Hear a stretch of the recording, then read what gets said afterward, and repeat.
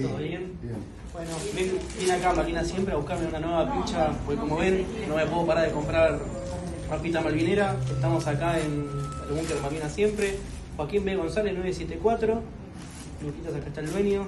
Siempre nos atiende de la mejor manera. Y para encontrarnos en Instagram fácil, malvinas.siempre, no duden en entrar, en venir a visitarlo, que la mejor atención la van a tener acá. Nos esperamos. Gracias, Mati. Un gusto.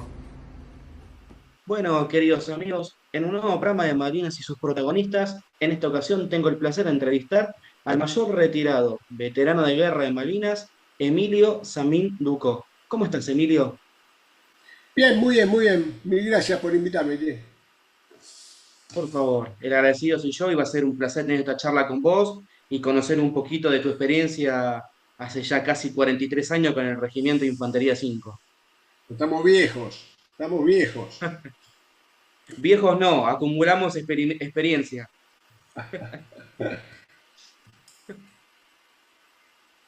No, no encanecemos, nos iluminamos, como decía uno.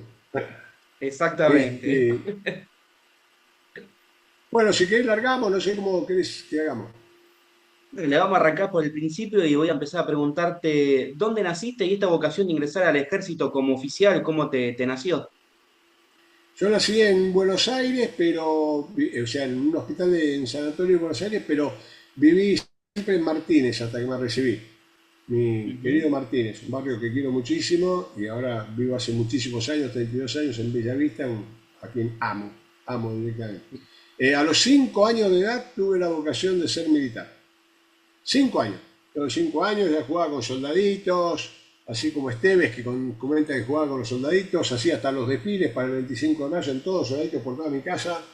Y bueno, quise ser militar. Mi madre hacía orientación vocacional y un día me preguntó si quería hacerme un test de orientación vocacional y dije, no, voy a ser militar.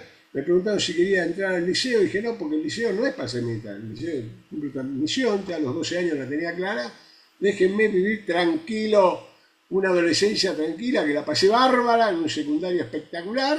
Y después, bueno, ya me voy a meter en la vida en serio, así que fue así, listo. Sí, siempre tuve vocación, sigo con la vocación militar, amo la vida militar, me enloquece la vida militar. Yo me siento feliz en la vida militar. Gracias a Dios tengo la vocación. Hay algunos que no tienen vocaciones tan definidas. Yo siempre la tuve definida. No hay. Bien.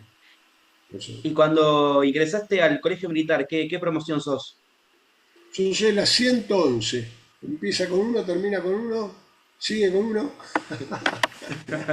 La 111, una promoción muy, muy hermosa, con grandes personajes, con grandes personajes. La verdad que sos el mediocre de todo, lo digo con conocimiento de causa. Son espectaculares, una promoción muy reconocida por la capacidad de sus miembros, no por mí, sino por mis compañeros, mis camaradas. Tengo entendido que la 111 llevó bastantes subtenientes a Malvinas. Sí, también, sí, mucho. Así que, bueno, una linda promoción, numerosa, muy entusiasmada, muy entusiasmada con lo profesional, la 111. Claro. La verdad que linda, se dan, más promociones, menos promociones, es lo mismo. Así que, bueno, Bien. linda. ¿Y en qué año se egresaron ustedes? Nosotros egresamos en él a fines del 80, o sea que yo ya tenía en la guerra un año de experiencia. ¿eh? Así que, bueno, va, lindo. Si querés, largamos todo. Yo tenía pensado dividir esto en 3 partes, ¿sí?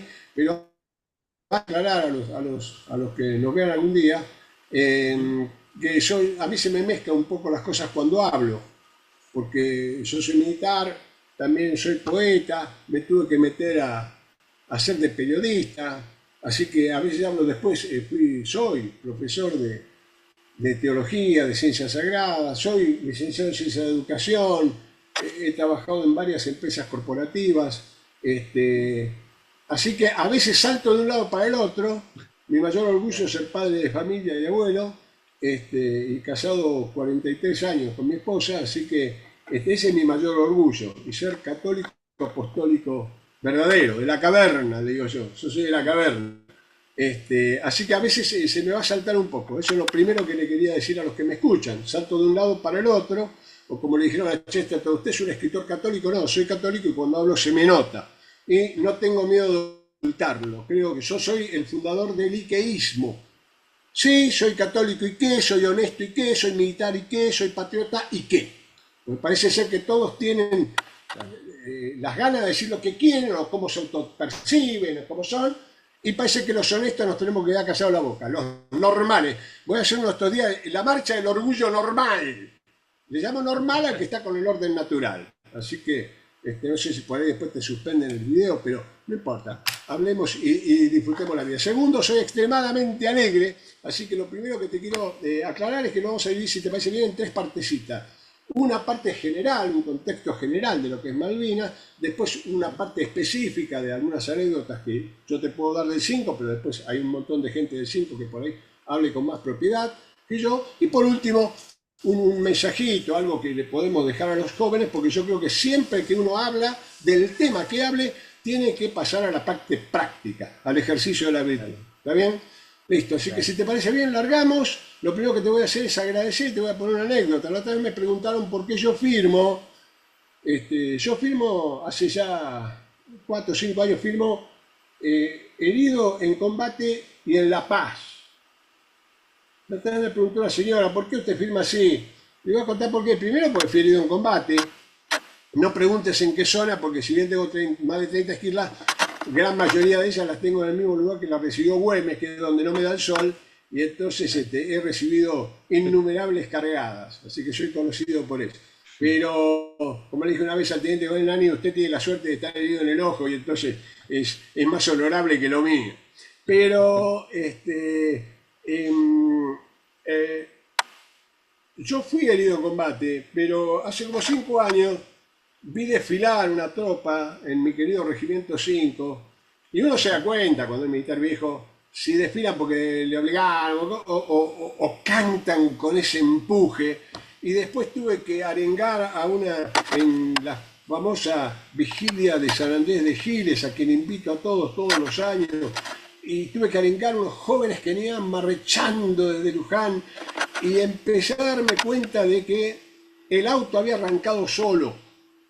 Voy a explicar esto. Yo cuando volví de Malvinas con un grupo de camaradas, especialmente con Jorge Taranto, que es el que más ha luchado contra la desmalvización y sigue luchando, creo que ustedes lo entrevistaron, era como empujar el auto para que arranque. ¿Vieron? Cuando uno empuja el auto, empuja.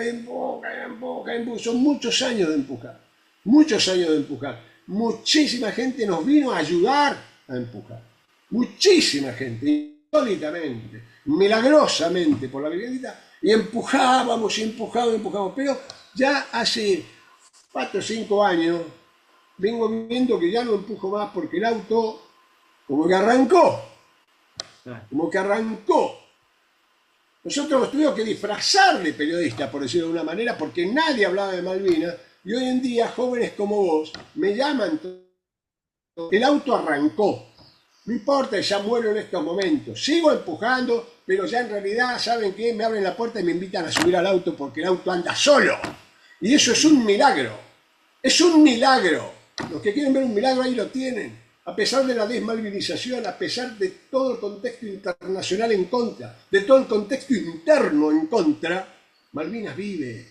Malvinas vive, y esto que estamos haciendo acá es increíble. Y uno dice, no, pero ¿cómo? Entre pocos y así, como un poquito, una puntada atrás de la otra, una puntada atrás de la otra, y eso es lo que me llena de alegría y me hace llorar muchas veces. Y como a veces ya estoy medio viejito y lloro, como decía el gran Cervantes, lean al Quijote, lo he leído más de 40 veces, todo completo al Quijote, lean el Cervantes, cuando en un momento Recaredo, que es un amado, lo mandan a hacer una empresa casi imposible, la reina, para darle la mano de la amada, se despide y trata de ocultar sus lágrimas, y le dice, no temas llorar, Recaredo, porque una cosa es luchar contra el enemigo y otra contra los designios y sentimientos del corazón. Así que no hay problema, podemos llorar con emoción por Malvinas. Y me pongo a llorar y esa es la herida que tengo, una herida gloriosa, amorosa, una herida maravillosa, porque el corazón sangra pero de la alegría. Por eso me pongo herido en combate y herido en la paz. Ustedes, Matías, los jóvenes, me han herido el corazón y me lo siguen hiriendo. Porque hemos hecho mucho, gracias a Dios. Los que volvimos teníamos la responsabilidad de seguir en combate. Nuestros muertos nos exigían los 649 muertos. Así que te agradezco, pero muchísimo, muchísimo esto que están haciendo. Te lo agradezco de todo corazón. Segundo, el objetivo de la charla es nada más que incentivarlos a que estudien y clarifiquen las ideas de Malvinas. Y aclararles, les aclaro. Primero, lo que hago, lo tengo anotadito acá porque ya estoy viejo, una visión personal voy a emitir y la verdad surge de las distintas opiniones que ustedes a través de este programa que sé que están haciendo permanentemente van a complementar lo que digan, van a contradecir por ahí lo que digan, porque uno ve un choque de una esquina y hay 4 personas en distintos ángulos y cada uno vio algo distinto. Así que escuchen por favor a los veteranos. De hecho, mi hijo, cada vez que vamos, mis 2 hijos, cada vez que vamos a alguna reunión de veteranos, se dedican a filmar a los veteranos, porque si algún día ustedes no van a estar, y yo quiero que mis nietos y mis bisnietos, dice mi hijo, tengan la visión directa de los veteranos, ¿no? También se puede malinterpretar por ahí lo que diga, porque estamos apurados. Yo a veces las charlas mías de Malvinas tardamos 8 horas, 9 horas, nos pasamos hablando, así que les pido disculpas desde ya, pero lo complementan ustedes muy bien. Bueno, vamos al marco general de Malvinas. El marco general de Malvinas, entiéndalo, el que quiera estudiar Malvinas, que por eso debe estar viendo esto algún día alguien, Malvinas, si no lo entiende desde el punto de vista general, no van a entender nada. Es decir, toda la Argentina se entiende desde un punto de vista general, geopolítico. Fíjense la importancia que tiene en estos momentos el enclave de Malvinas desde el punto de vista geopolítico. Se está discutiendo por el canal de Panamá, se está discutiendo si vamos a ir por el Mar del Norte, estamos viendo a ver si Estados Unidos agarra a México, Canadá y Groenlandia y todo lo demás, Rusia que se quiere posicionar. O sea, señores, prepárense. No existe ese derecho internacional bercero. Acá existe la fuerza. Existe la fuerza. Que tratemos de alguna manera de llegar a ciertos acuerdos. La única vez que existió un derecho internacional fue cuando todos estaban convencidos en la Europa occidental de que el que mandaba era el Papa, que era un director espiritual. Fue la única vez en que existió un derecho internacional porque estaban convencidos los reyes y el pueblo estaba convencido. Entonces los reyes no podían opinar. De hecho, el territorio yanqui, el territorio inglés, el territorio español y el territorio argentino, eso escúchenlo a Díaz Araujo, están las conferencias en internet, escúchenlo, está basado en el derecho de las bulas papales. O sea que Estados Unidos, Inglaterra, lo que sea, todo su territorio está basado en eso. Pero la fuerza se impone la fuerza, señores. Así que lo que hay que hacer es, hay que estar armado. Hasta ahí vamos bien. Bueno, eso siempre fue así. Muy bien. Malvinas siempre... La historia, miren, la historia es un acontecer, ¿no? Se llama la nariz de Cleopatra. Yo siempre saco algún tema. La nariz de Cleopatra dice, si Cleopatra hubiera sido fea, la historia de Roma hubiera sido otra. No cabe la menor duda. Así que hay aconteceres en esto. Pero después también está lo que vamos a llamarle sinarquía, para no poner nombre, las logias, que todos le echan la culpa a la sinarquía. Existe la sinarquía. ¿Qué es la sinarquía? La vamos a definir por lo siguiente. El que gobierna no es el mismo que el que firma. ¿Me explico? El presidente no gobierna. Los presidentes de las naciones de acá no gobiernan, señores. Reciben órdenes de arriba, para las cosas importantes. Gobiernan para la estupidez, se pelean entre ellos, pero les paga lo mismo. Una aclaración a los jóvenes. Yo levanto la mano cuando hago una aclaración. Aclaración para los jóvenes. Cuando yo era chiquito había tanes en el ring que eran unos que se peleaban y patatín patatero. El caballero José en el ring, pero después bajaban y se tomaban un café y el que les pagaba era el productor que se llamaba Caladagian. Les aviso que es así. Ahora, esa sinarquía se complementa con lo que yo dije del acontecer histórico. No existe un poder absoluto. Tal vez algún día con el anticristo existirá, pero eso es algo sobrenatural. No existe un poder absoluto. ¿Por qué? Porque hay también seres humanos con sus ambiciones personales, Hay grupos que se pelean, vayan a una reunión de consorcio y van a ver que no existen los poderes absolutos. Hay poderes mucho más fuertes y poderes más débiles. Bueno, eso es lo que hay que aprovechar. Es decir, porque si no, hay muchos camaradas, hay muchos patriotas que dicen, no, todos le echan la culpa a Pirulito. No, mira, no me dieron el trabajo porque creían que... No te dieron el trabajo porque sos un inútil. No aprobaste la materia porque no leíste lo que tenías que leer. O sea, primero echémonos la culpa nosotros porque hay muchas cosas que se pueden hacer. Pero eso paralizan a muchos y son vagos y delincuentes que ya no se escudan, no, toda la culpa es de fulano, toda la culpa es de la sinarquía, las logias, todo. Miren, acá lo importante es que tenemos que trabajar el día a día. Nadie te impide ser bueno. Por supuesto que te van a castigar por ser bueno, muchas veces. Pero nadie te impide ser bueno. Ser bueno nadie te lo impide. ¿Está bien? Bueno.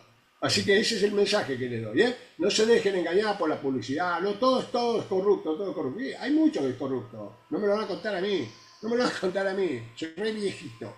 Sin embargo, hay muchas cosas para hacer. Hay miles, aviso. Hay miles, porque los he visto con mis propios ojos.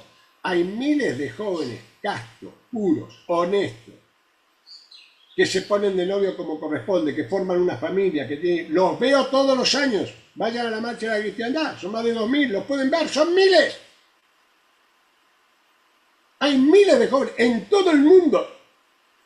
Tengo cientos de alumnos desparramados por el mundo evangelizando. Díganme el sitio que quieran. Brooklyn, Tajikistán, Siberia, Yemen, o donde ustedes quieran, Luxemburgo, lo que ustedes quieran. Son jóvenes que entregan todo.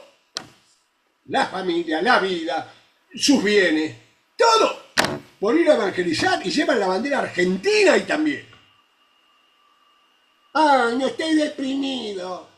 Deprimido por no hacer nada. Sos un vago. No, la culpa es de... No, la culpa... Empecemos por nosotros. ¿Me explico? En ese contexto hay que ver a Malvinas. Porque hay que reconocer que hicimos bien y hay que reconocer que hicimos mal. ¿Se entiende? ¿Sí? ¿Vamos bien hasta ahí? Me fui medio, pero es necesario porque si no después no van a entender algunas cosas. Muy bien. Segundo, Malvinas en sí es una historia que nació con la patria. Porque desde que nació con la patria tenemos problemas con Malvinas. Una aclaración que voy a hacer, levanto. Esto está documentado. Yo cuando levanto la mano está documentado. Una aclaración que voy a hacer. Las invasiones inglesas fueron mucho más de 2. Algunos dicen 12, otros dicen 8. Bueno. Pero vamos a esa que nos cuentan en el cuentito, que eran 2 barquitos. No eran 2 barquitos. Fue una invasión con todo que vino a robar dinero. ¿Quién vino a robar dinero? Vélez. Bueno. Increíblemente, ganarle. ¿Está bien? ¿Por qué? Porque la Virgen intervino. Siempre interviene la Virgen. Ahora, voy a hacer una aclaración porque voy a relacionar la primera invasión inglesa con la desmalvinización y ya entramos en el tema también que a ustedes les preocupa. Ya existía la desmalvinización. ¿Ustedes conocen el caso del Justina? No sé si, Matías, vos sabés el caso del Justina. Bueno, lo voy a aclarar. El caso del Justina es un barco que tomaron los ingleses cuando en la primera invasión inglesa y estaban listos para bombardear a las tropas de Liniers cuando llegaran. El Justina, gracias a una sudestada, se inclinó ese barco, y entonces aprovecharon unos gauchos que estaban ahí estudiando en la facultad, como si ustedes me dicen acá, lo de la UBA, lo de la UCA. Muchachos, ahí se quedó el barco, bueno, vamos a atacarlo. Y un joven de 19 años encabezó esa patriada, y es el único caso de la historia, muy parecido al milagro de Sempé, de los españoles del 8 de diciembre, muy similar a los tercios españoles, pero en ese caso fue la infantería que atacó los barcos porque se congeló el río. En este caso fue la caballería que ataca los barcos. ¿Ustedes se imaginan los caballos entrando arriba de un barco? ¡Es una locura! Bueno, sin embargo lo logramos. Cualquier país del mundo hubiese tenido ese éxito y hubiese hecho un monumento de bronce natural del barco inclinado y los caballos con cara desesperada. Cualquier país hubiera hecho las películas que se inventa Hollywood, pero esta se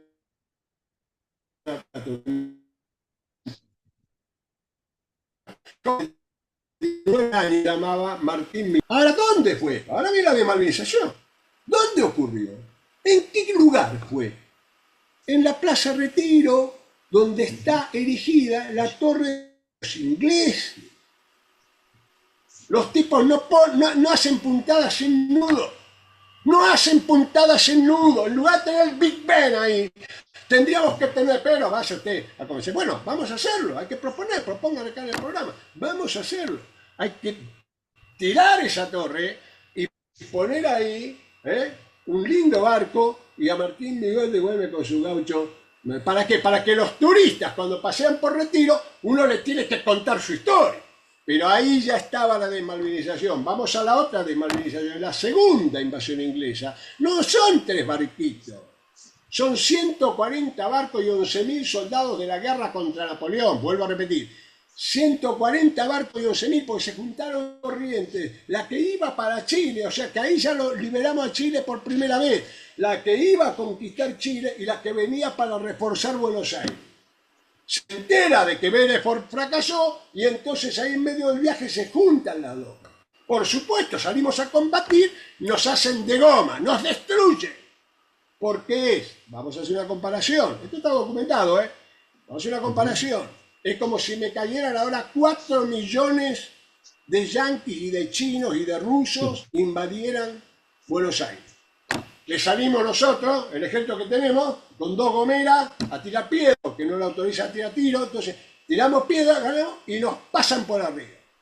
Entonces ahora no sé ni quién es el que está ahora de intendente, y dice, bueno, vamos a defender la ciudad. Una locura, es una locura, es una locura, esto se tiene que estudiar en la historia mundial. Un desequilibrio, una ciudad contra 11.000 soldados formados en las guerras europeas de Napoleón. Y sin embargo, el inútil de Waylor, que fue juzgado después, esperó 24 o 48 horas, no dejó fortalecerlo y dividió a su tropa en 11 columnas de 1.000 hombres y las hizo desfilar por Buenos Aires. Eso no se hace nunca, nunca en un combate local. Y por supuesto le tiramos, pero con agua hirviendo, ¿verdad? Con aceite, con zapatos, con porcillo, lo que sea, y rezando el rosario, y rezando el rosario, y rezando el rosario. Hay una frase de él maravillosa que dice, nunca en la historia se dio un fervor semejante, en que los esclavos peleaban junto con los amos contra el enemigo inglés. Otro día vamos a hablar de esa esclavitud que era muy particular. Los esclavos saben que se vendía, ¿saben cómo eran los esclavos? Salía el amo, le decía, mira, no tengo guita para mantenerte, andá y vendete en algún lado. Entonces el esclavo iba volcando las puertas de los colosivos y decía, me vende el amo. Así se vendían los amos en Buenos Aires. Fíjense las cosas que hay que andar aclarando. Bueno, muy bien, no importa, ya nos fuimos lejos, pero no nos fuimos lejos porque si no, no entendemos, maldito. Después, bueno, la vuelta obligado, que festejamos y celebramos y está bien, la vuelta obligado. Pero tenemos que ver la de Quebracho, que es donde triunfamos. No, esa no, porque le ganamos. Festejemos la derrota. Somos incorregibles a veces en eso. Entonces, yo critico, pero bueno, son cosas que hay que mejorar. ¿Hasta ahí vamos bien? Vamos bien. Segundo, eso generó... Mi padre en la década del 40, con un compañero de él, que llamaba Nelson Horrocks. Nelson es el héroe inglés, y Horrocks porque era irlandés, pero con ese nombre inglés hizo pasar por pro inglés en su momento, después le voy a contar. Y es un dato interesante para tu programa, porque son cosas que no se saben. Te voy a revelar algo que no se sabe, mirá. Te cuento. Mi padre, en una reunión con el embajador inglés, este subteniente amigo de él y él, le daron la cosa, un brindis, ¿no? Y dijeron por la pronta recuperación. Bueno, por supuesto fue procesado por acción anti-argentina, por querer poner en problemas a la Cancillería argentina. Fíjense ustedes a la ridiculez que hemos llegado. Bueno, ese señor, cuento rápido, otra enseñanza para los jóvenes, bien ahora. Este señor creció, fue intendente de Carlos Paz durante muchos años, y entonces como intendente de Carlos Paz viajaba a Malvinas cuando había un cierto acercamiento, que queríamos acercarnos, etcétera, etcétera, que fue YPF, que pusimos el gas, etcétera, etcétera. Entonces viajaba a Malvinas e invitaba a los helpers a estudiar en Córdoba. ¿Me explico? Entonces le enseñaban en un acercamiento, y él hacía inteligencia, hizo una inteligencia maravillosa. Cuenta propia, señores. Hay miles de argentinos, y no voy a ocupar el programa, hay miles de argentinos que hacen detalles propios, inteligencia propia, ven como cosas, cómo podemos recuperar la Malvinas, todo más. Somos un montón de bichitos porque para eso sí nos da la cabeza, para inventar cosas raras somos mandados a hacer. Y eso hay que aprovechar. Hay que aprovechar. Bueno, y este señor, creo que el coronel Esteban de San Carlos, y el que bajó en Darwin, yo lo escuché en la conferencia, pero después justo se me fue, le iba a aclarar, el coronel Esteban, la esposa del coronel Esteban, fue al colegio con la hija de uno de estos Kelpers. ¿Sí? Y le contaba cómo era Darwin. Entonces él cuando va, recupera Malvinas, ¿sí? Él ya conoce al dedillo Darwin, sabe quién vive ahí, quién no vive ahí. Es decir, habíamos hecho inteligencia casual. Y el jefe Darwin dijo, este tipo sabe todo, es impresionante. Y cómo funciona la inteligencia, cómo funcionan los Atenas, acá cómo funciona la idiosincrasia propia de nosotros. Enseñanza para los jóvenes también. No dejen de intervenir en lo que puedan. En lo que puedan hay que intervenir. Conocen un inglés, vayan, conózcanlo, háblenlo, ven a un barco, suben al barco, como hizo yo ya también, que hizo el curso creo que de la Sheffield o algo por el estilo, y anotaba todo y se tragaba los papelitos, esas cosas que después vinieron bien. Así que siempre pensando en función de Argentina, siempre en función del país. ¿Me explico? Bueno, y así como ese hay un montón de anécdotas, la carta de él. En julio, ubíquense, julio de 1981, mirá el dato que te voy a dar. Julio de 1981, ocupado, porque parece que había una propuesta de Estados Unidos de Álamos Malvinas, pero poner un gobierno tripartito, patatín, patatín. Y él, como bien patriota, decía que eso no es. Por eso, cuando viene el 2 de abril, nos manejamos en aquella época carta, aviso a los que no están viendo, no había ni celulares, ni teléfono, ni nada. La primera carta de mi madre, mi padre fallece en febrero, muere frente al mar, un paro cardíaco. En febrero muere mi padre, y el 2 de abril es al mes. Y mi padre vive preocupada porque no sabe si esto de la recuperación es un juego, ¿me explico? Un gobierno tripartito o algo por el estilo. Después no, después cuando bueno, estalla la plaza, todo lo demás, me manda otra carta entusiasmada. Y eran las mismas dudas que tenía el teniente, maravillosas, porque aparte yo puedo hablar mucho, pero él lo escribió con sangre. Entonces lo que está con sangre escrito hay que leerlo de esta manera, ¿no? Con más profundidad. Escribiera con sangre. Así que bueno, sepan que también había, no es algo que de golpe se nos ocurrió, no. Malvinas no empieza el 2 de abril ni termina el 14. Siempre la historia de la Argentina está unida a Malvinas. Como bien dijo un oficial, Malvinas representa de que la guerra de la independencia de San Martín y Belgrano no terminó. La guerra de la independencia de San Martín y Belgrano no terminó. Y eso también era algo que teníamos claro en el corazón nosotros. Estábamos prolongando la guerra de la independencia. Entonces estoy con entusiasmo. ¿Sabes qué? Estoy como Cabral. ¿Qué querés que te diga? ¿Viste? Estoy acá, estoy combatiendo con todo. Con todos los héroes. Estoy con la cera, con todo. Estamos con todo. ¿Me explico? Claro. ¿Se entendió hasta ahí eso? ¿Seguro? Perfecto, Bueno. sí. Esa guerra de la desmalvinización sigue hasta el día de hoy.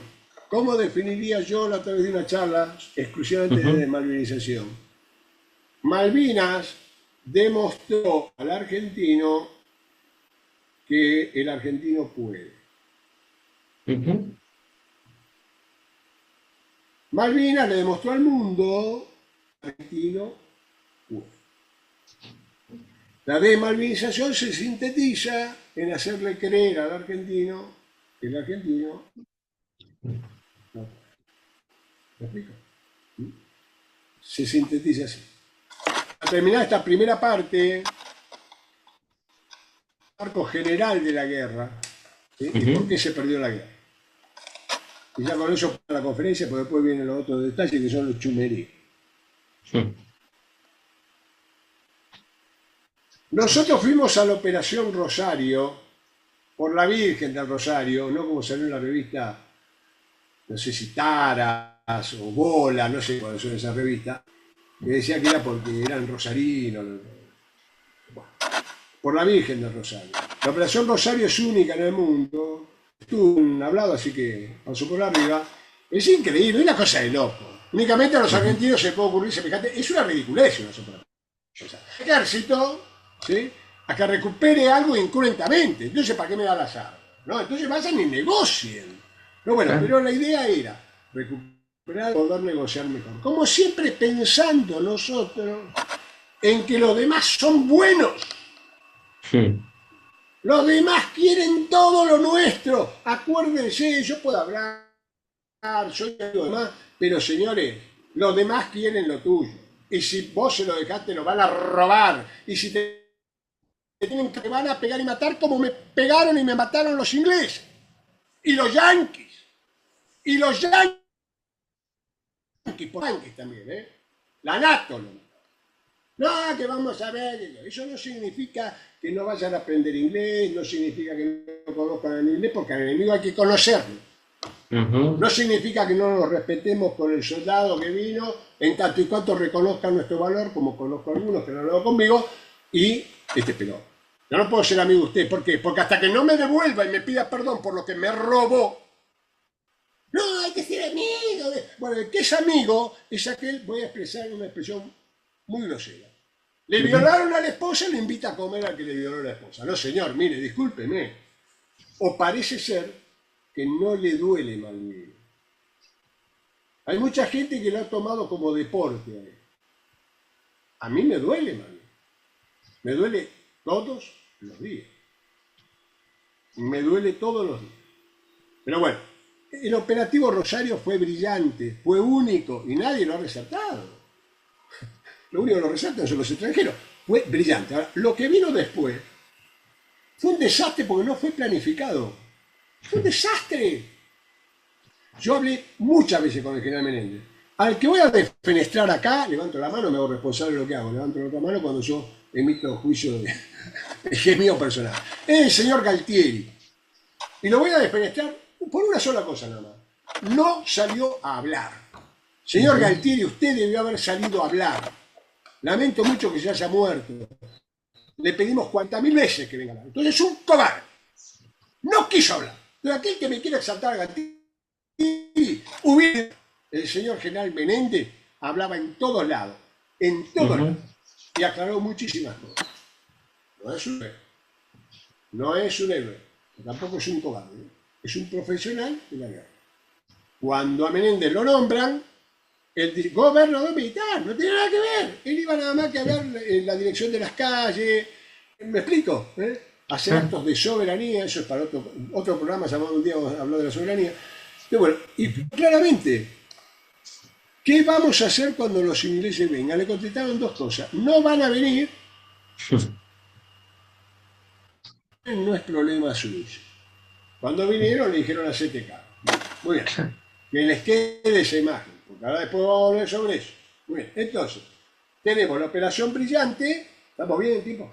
Tenemos la operación brillante y tenemos el desastre. Dentro de un desastre, la organización fue un desastre. Dentro de ese desastre, es increíble cómo la pasión, la preparación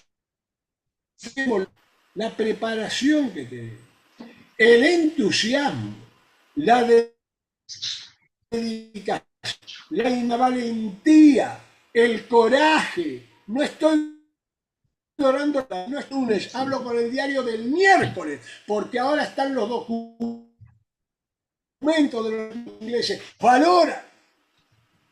Es decir, si hubiera sido preparado esto, ganábamos de acá a la Cochinchina, que después hicieran otra cosa, que viniera la sinarquía y nos traicionaran, que metieran la guerra, la ganó. Ahora, yo esto lo puedo decir ahora, Yo durante 20 años nunca dije esto, Yo voy modificando lo que sé por los documentos que me van llegando. Estados Unidos reconoció que si no entraba en la guerra en forma directa, están los documentos de hace 5 años, creo, Inglaterra perdía la guerra. Entonces yo saco como conclusión, perdió la guerra Inglaterra.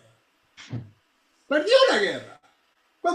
Perdón, yo como profesor de moral hablo claramente, un estúpido, permanente. Ganamos la guerra, y eso que fuimos un desastre, pues no fuimos a la guerra de Inglaterra, fuimos a recuperar y nos volvíamos. Y de repente Inglaterra vino e hizo la guerra, nos metió en la guerra. Está jurídicamente, levanto la mano está jurídicamente, lo dijo la justicia. Inglaterra es la que inicia la guerra, no la Argentina. Entonces, yo pregunto, discúlpenme la vehemencia, ¿sí? Pero nosotros le ganamos la guerra a Inglaterra. Almirante Woodward, ¿sí? Que era el comandante de todo, y que estaba directamente por la NATO, porque el misil Sidewinder, que le da cobertura aérea, los satélites que le daban la información, señores, era volcar la guerra totalmente para un lado. ¿Vieron cómo se cuidan ahora con Rusia, cómo le equilibran con Ucrania? Te doy esto, te doy aquello, te doy esto, te doy aquello, para que la guerra sigue. Bueno, en aquella época no fue así. A Inglaterra le dieron todo. Es como si la NATO le hubiera dado todo a Ucrania. ¿Me explico? ¿Sí? Para luchar no contra Rusia, que es un país 10 veces más chiquito. Y sin embargo, en 3 documentos, levanto la mano, 3 documentos, en el diario de guerra de él, en el informe cuando lo juiciaron y en la historia de él, en la memoria de él, él dice: estuvimos a 12 horas de perder la guerra. Pregunta lógica de una chica de un secundario. Y un día me dice: si estuvimos a 12 horas de ganar la guerra nosotros, ¿por qué la perdimos? Qué hermosa pregunta. Qué hermosa pregunta. Y yo le di la respuesta. Entiéndanlo. Faltó experiencia y voluntad de vencer. Cuando yo volví a la guerra, yo volví muy contento de la guerra, herido y todo lo demás, yo volvía contento porque venía con experiencia, como joven, me tragaba el mundo. Faltaba experiencia y voluntad de vencer. Yo recibo la novedad de que en los principios de la conducción en la Argentina, después de la guerra ponen voluntad de vencer. A mí me ofendió eso, porque la verdad que con todo lo que hicimos en el Regimiento 5, en lo personal teníamos una voluntad de vencer tremendo, por lo que escuché de otros camaradas después que volví. Había voluntad de vencer, pero no, se estaba refiriendo a otro tema que es muy importante, que los jóvenes, levanto a ver esta mano, es opinión mía personal, pero es un mensaje para los jóvenes, la voluntad de vencer. Y le puse el ejemplo a esta alumna de Cassius Clay. No se olviden nunca los jóvenes este ejemplo. Cassius Clay era un boxeador famoso de cuando yo era chico, negro grandote que peleaba muy bien, y ya un poco entró en decadencia y empezó a pelear un gran desafío con Frazier, otro negro grandote que peleaba muy bien. Este boxeador con un entrenador, el entrenador era el inteligente, ¿sí? Además de él, por supuesto, estaba peleando y Frazier le estaba dando la cara a él, lo demolió a trompar, mantenerse, ¿sí? Y en un momento le dijo al entrenador, que estaba sentado él en el banquito del ring, para que lo entiendan los jóvenes, dijo: no salgo más. Y el entrenador, muy astuto, le dijo: te pido un round más. Un round más y terminamos la pelea. Aguantá un round más. Una cosa decirlo acá en el escritorio, otra cosa, como vivimos en Malvinas, como vivimos en situaciones peligrosas, como vivimos en el trabajo, como vivimos en el estudio. Un round más. Y entonces el negro se levanta con el espíritu y, como puede, hasta que suene la campanilla, trata de defenderse de los golpes que le daba el otro. Se sienta en el banquito y le dice al entrenador: tira la toalla. Tirar la toalla significa en el boxeo que se entregue, se rinde. El entrenador, extremadamente inteligente y con experiencia de combate, le dice: morí de pie, levantate vos como querés ir a pelear y yo tiro la toalla. Mirá el entrenador cómo lo motivó. El entrenador con experiencia lo motivó, porque el negro no quería saber más nada, lo motivó con experiencia y se pone de pie. Y ahí ocurre el milagro, señores. ¿Cuál fue el milagro? Frazier, en el otro rincón, hizo así con la cabeza y dijo: no salgo. Quedó el negro ganador. ¿Se entiende?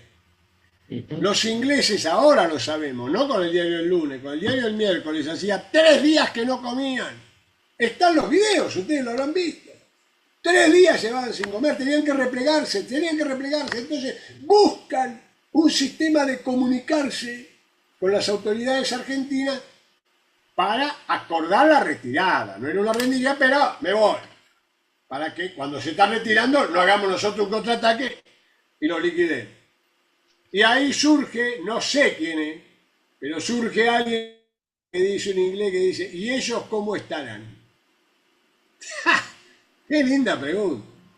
Entonces la conversación se vuelca de otra manera. Intiman la rendición, no sé si me explico, para probar.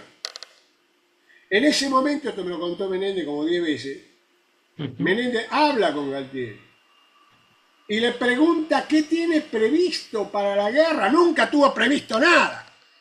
¿Qué tiene previsto? Y Galtieri le hizo una sarta de estupideces que lamentablemente eso no quedó grabado. Quedó grabada la voz de Menéndez, pero no quedó grabada la contestación. Pero en juicio eso se fue con los testigos, está ahí. Una sarta de estupideces, salga a pelear, una bravuconada. Si Galtieri en ese momento le hubiera dicho, aguante 48 horas porque... Mentira. Aguante 48 horas porque tengo una fuerza de tareas, de coso, todo lo demás. ¿Quieren otra? Otra mentira. Aguante 48 horas porque tengo la certificación de que va a venir un alto del fuego de Naciones Unidas, que Juan Pirulo, no sé qué cosa. Sí. Cualquier cosa. Pero le hubiera dicho aguante 48 horas con un detalle. Menéndez, ¿qué iba a hacer? Iba a aguantar. Le iba a decir a los ingleses, pásense al coso y los vamos a liquidar y vamos a pelear. Y los ingleses ahí se hubieran replegado porque no podían más. No estoy haciendo una suposición ridícula, porque uno dice, no, este está divagando. No estoy divagando. Hubiera sido así. Pero hay que aclarar una cosa. Estuvimos a 12 horas, dice Woodward, de ganar la guerra, pero no a Gran Bretaña, a la NATO. A la NATO. Ahora, el otro día, salió que le habían ofrecido también uno de los mejores portaaviones a los ingleses, que no lo aceptaron, pero lo ofrecieron. O sea, la NATO le daba todo. Le dio todo. Así que eso no es para ensoberbecernos a que somos, no. Lo primero que tenemos que hacer es la autocrítica. Fuimos unos imbéciles en no ir preparados a la guerra. Fuimos unos heroicos y fuimos muy inteligentes en tratar de salir de situaciones difíciles a nivel táctico. Pero el nivel estratégico ni lo analizamos. No es que nos equivocamos, no lo analizamos. ¿Se entiende? Y eso exalta muchísimo más el espíritu argentino. Eso exalta muchísimo. Pero tenemos que prever las cosas. Tenemos que aprender eso, muchachos. No podemos estar que no, lo hacemos, lo atamos con alambre, no, señores. Copiemos al enemigo. Mire, el yanqui nos gana por una sola cosa. El yanqui es un estúpido. Nos gana por una sola cosa. Es ordenado y es limpito. Y nos gana. Y nos va a dominar para la vida. Mientras siga siendo ordenado y limpito y cumple los horarios, mientras cumpla los horarios, nos va a ganar. Y nosotros, mientras no cumplamos los horarios, no seamos... hagan una reunión ustedes y van a ver cómo no cumplimos los horarios. Listo, ya está. Ya no hay más nada que hablar. ¿Quién tiene la llave? Yo siempre que doy charlas de moral, doy clases en las empresas, ¿no? ¿Quién tiene la llave?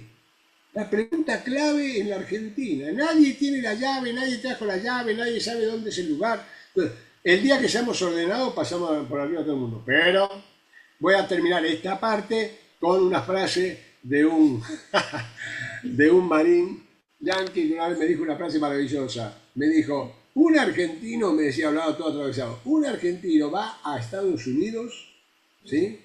Y hace lo que no hacen 10 yanquis.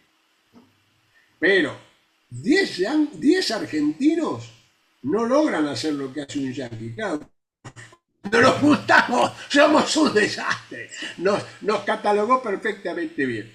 ¿Me explico? Bueno, muy bien. Terminamos entonces con esta parte general de Malvinas. ¿Tá? Entendiendo entonces de que fuimos a la recuperación, ¿sí?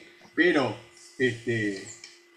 no previmos la guerra, ahora viene la parte del 5, si quieren. El 5 yo le llamo la Cenicienta, al 5. Vamos a empezar más en lo humano.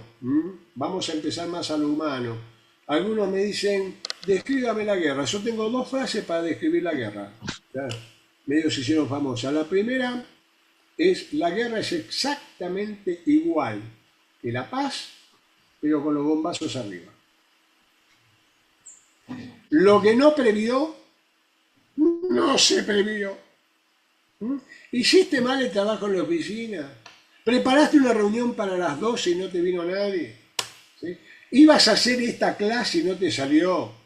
Llevaste el auto al taller y el tipo te indicó mal las cosas. Exactamente igual. Fuiste a hacer un trámite burocrático. Un trámite burocrático en la municipalidad o en donde sea. ¿Sí? Se me caen los auriculares. Es exactamente igual.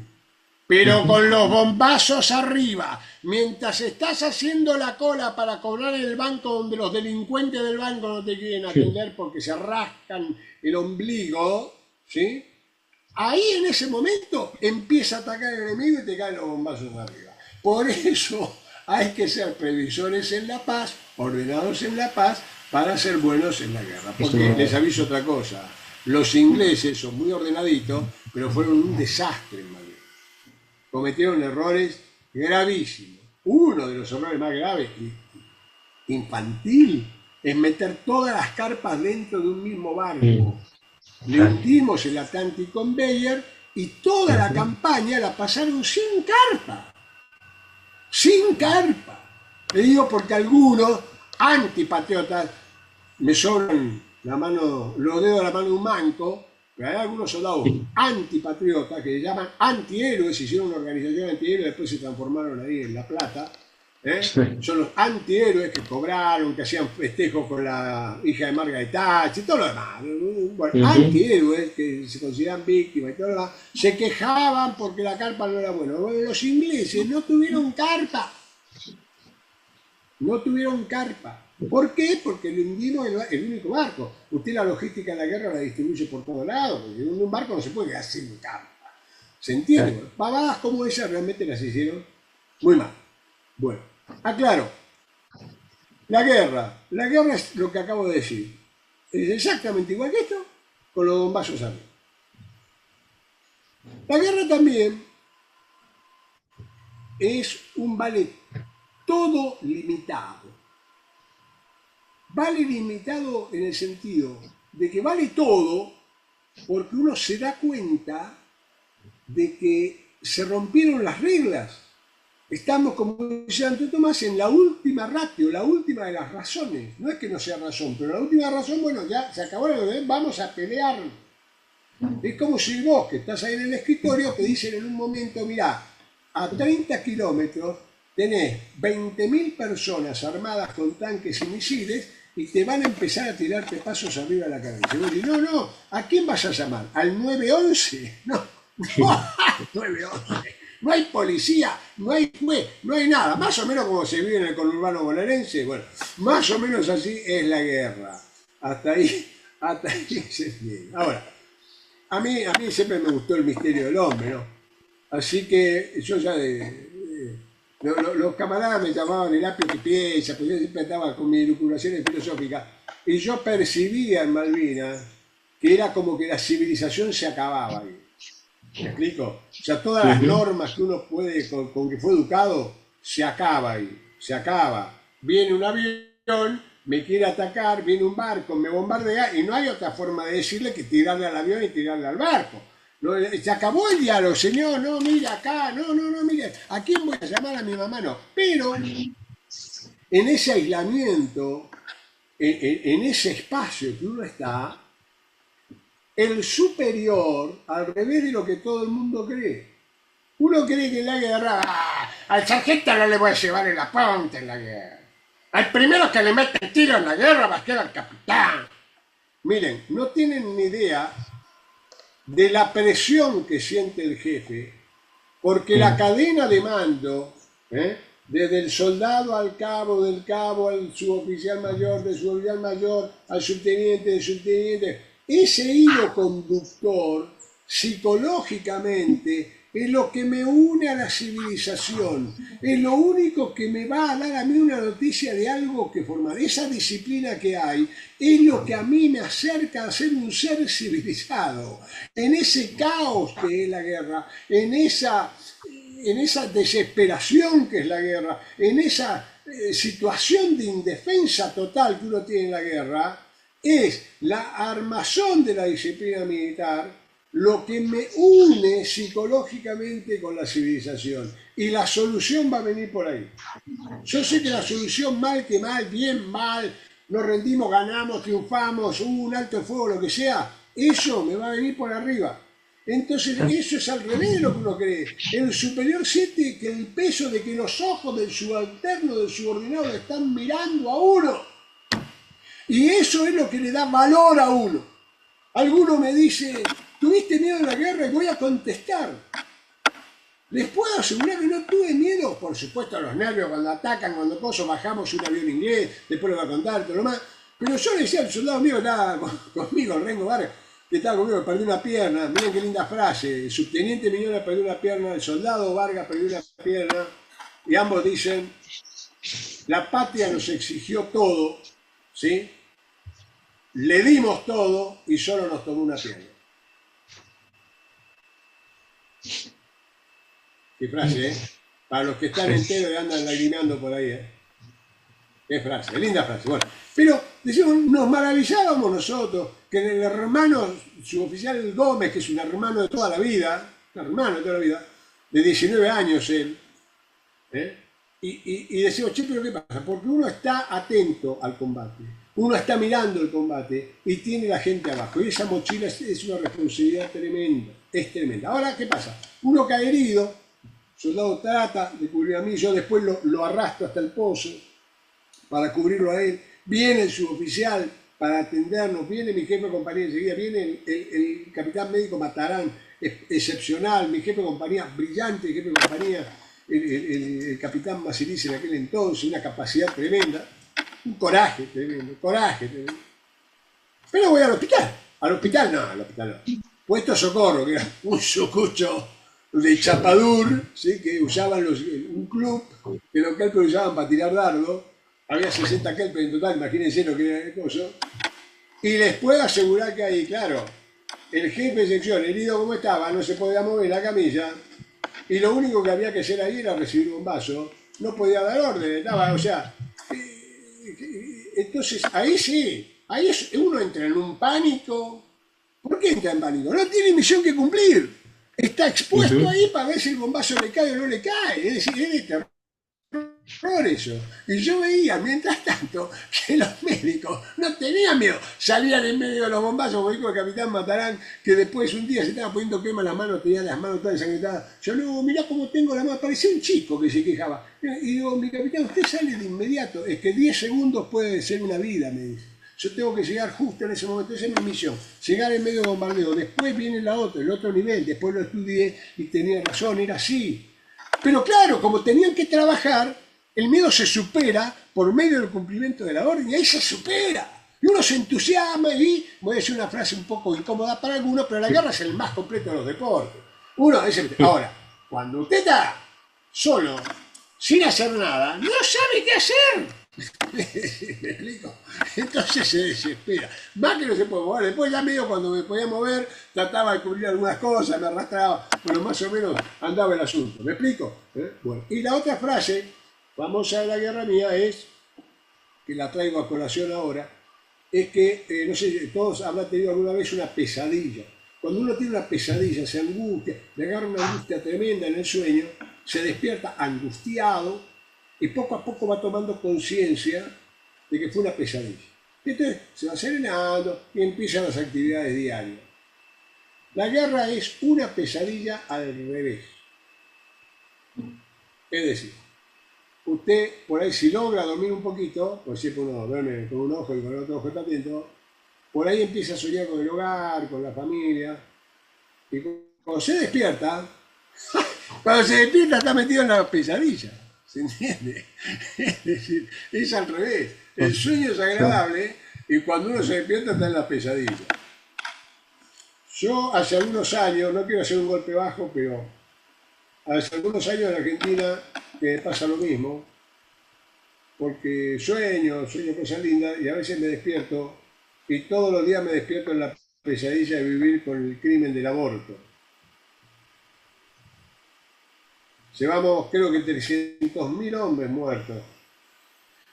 En una semana matamos la misma cantidad de muertos de Malvinas. Cada semana que pasa, ahora en estos momentos que estamos hablando de esto, hablo para los jóvenes, están asesinando, bebé, hay que aclararlo, le arrancan la cabeza, le sacan el bracito, lo tiran en una bandeja, lo tiran a la basura.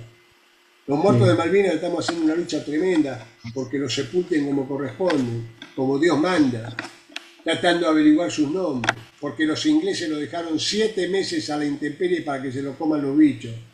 Vuelvo a repetir, hola, hola, 1, 2, 3, frecuencia. Los caballeros ingleses nos dejaron 7 meses a nuestros cuerpos a la intemperie para que las abutardas le coman los ojos, le coman la cara, los destruyan.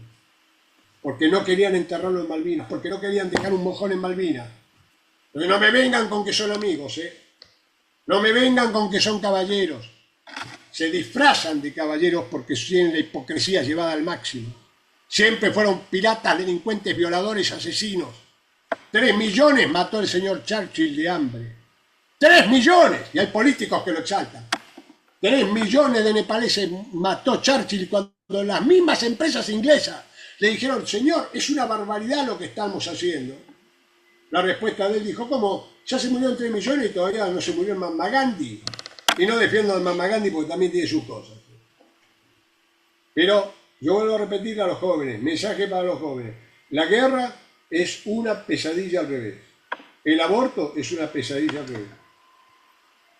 Cuidado con el pecado de omisión, el pecado menos confesado y el que tal vez más gente lleva al infierno. ¿Qué hacemos con los bebés asesinados?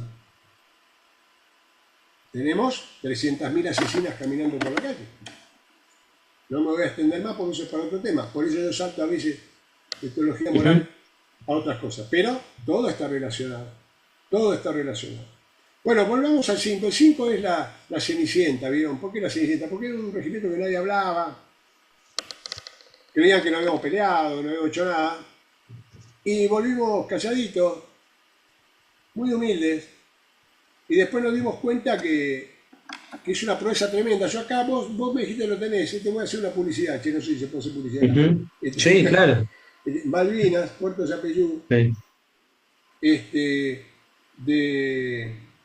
de Arias Malatesta. Yo voy a hacer una aclaración, ¿no?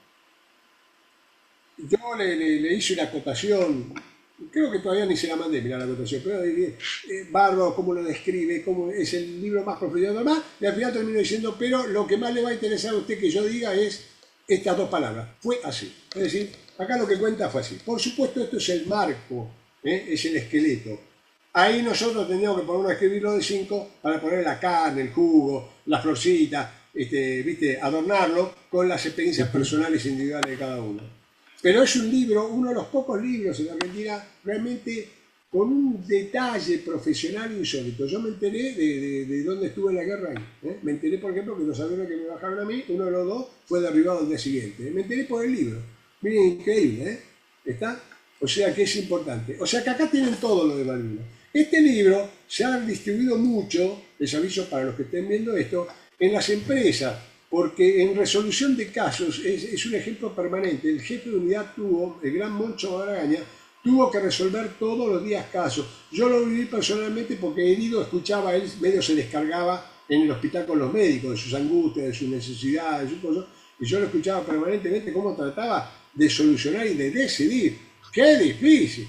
Hay decisiones que son tremendas, están todas en el libro, así que no las voy a contar. Pero bueno, en síntesis, el 5 fue el regimiento de infantería más aislado entre los aislados. Es decir, si Malvinas estaba aislada, nosotros tuvimos el lugar más aislado, el más aislado. No tuvimos realmente casi nada de abastecimiento, casi nada de abastecimiento. ¿Está bien? Y además el 5 se caracteriza, ustedes saben que la virtud, ahora pasa el profesor, la virtud de la fortaleza se caracteriza por vencer los miedos y los obstáculos para alcanzar el bien, ¿sí? Pero la virtud de la fortaleza se divide en dos.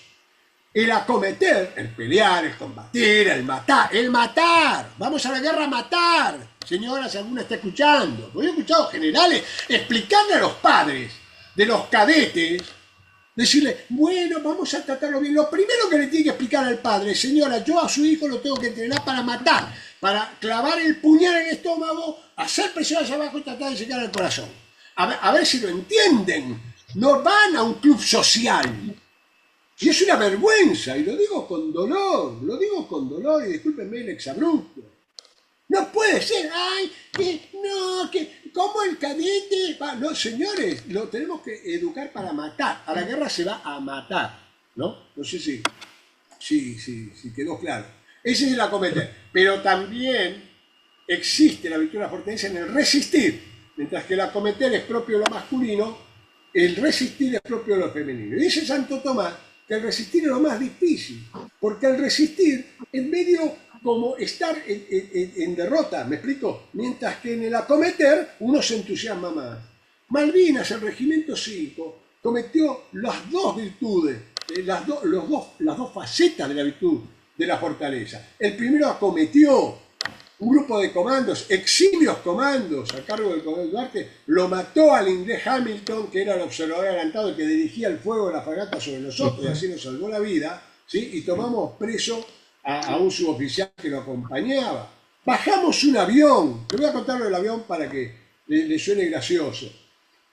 Pasa el teniente Glover en el avión y le tiramos con tiro de fusil. También hubo un blue pack, se discute hasta el día de hoy un misil de circunstancias, eso lo pueden leer en los libros. Bueno, uno dice, ¿quién lo bajó? ¿Quién lo bajamos todos? Todo el mundo tiró, a mí me llegaban todos los fusiles porque cayó cerca mío. Todo el mundo.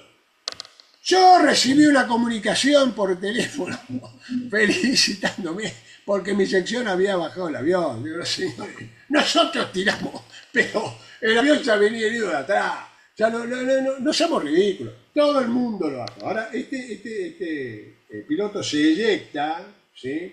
E imagínense cuando viene cayendo una ría al agua, va cayendo al agua, escucha los 1000 zapucay de los correntinos, los chaqueños que estaban ahí. Yo no quiero pensar qué pensó este hombre. Ustedes imagínense que está cayendo en Angola, por decir un momento, y escucha los gritos de zapucay de los desaforados que están abajo. No me hubiera gustado caer en esas circunstancias. Bueno, fue un suboficial brillante, Ibarra, un suboficial brillante, se tira al agua para rescatarlo, lo ayuda, no sé si lo conocen, bueno, conocen la historia, pero bueno, eso es importante, es decir, nosotros acometimos y resistimos. ¿Dónde está? Ese es el acometer, ¿no? Todo eso que hicimos acometer, le tiramos con morteros una avanzada inglesa, nunca vamos a ver si eran o no eran ingleses, pero tiraban bengalas, yo vi la bengala, no me la cuentan esa, nunca se supo bien. Pero bueno, el acometer lo hicimos bien con lo que podíamos y con lo que teníamos. Pero también hicimos el resistir. Primera característica del 5, hay muchas historias reales, maravillosas, de soldados, suboficiales y oficiales que estando heridos se llevaban para retaguardia en Puerto Argentino. No sé si han escuchado esas historias maravillosas de Manuel Villegas, del soldado Tríez. Son maravillosas historias.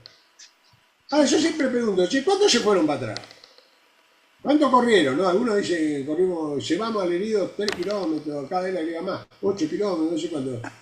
Yo no tenía retaguardia. El Regimiento 5, ¿sí? Era un punto fuerte en los 360 grados. No tenía retaguardia. Mis soldados se ufanan, se vanaglorian de estar en primera línea, pero de estar en una primera línea sin retaguardia. Por eso yo reuní un día a mi gente, a los suboficiales, no a los soldados, porque uno no le puede bajar la moral a la tropa. Los reuní a los 5 suboficiales míos. Pocas veces nos reunió porque no había que darle blanco al enemigo, aprovechamos la noche, y le dije un día, señores, convénzanse, este pozo que tenemos acá, que estamos acá, es nuestra tumba o es nuestro lugar de gloria. No hay repliegue posible. No hay repliegue posible. Aquí, ¿ganamos o morimos? No hay repliegue posible. Y eso fue un espíritu del Regimiento 5. Un espíritu tremendo en el Regimiento 5. El Regimiento 5 no tuvo comestible. Voy a decir una cosa triste, que debería investigarse mucho más. Había un barco llamado Córdoba, te tiro el dato, después yo conozco al que sabe muy bien los datos, yo no tengo claro, no me puse a investigar esto, que llegó al puerto, no me acuerdo a qué puerto, para cruzar la Malvinas y chocó el barco, chocó contra el puerto. No le hizo ningún daño importante, en un día fue reparado, pero el capitán decía que no, que así no podía navegar. Bueno, todos han quedado con la gran duda de si el proceder fue bueno o no del señor capitán. La inmensa mayoría, no levanto la mano porque no me consta, la inmensa mayoría dice que, bueno, se cagó, vamos a ser sinceros. Entonces tenemos que hablar mal de la Marina Mercante. Bueno, ahora voy a hablar bien de la Marina Mercante.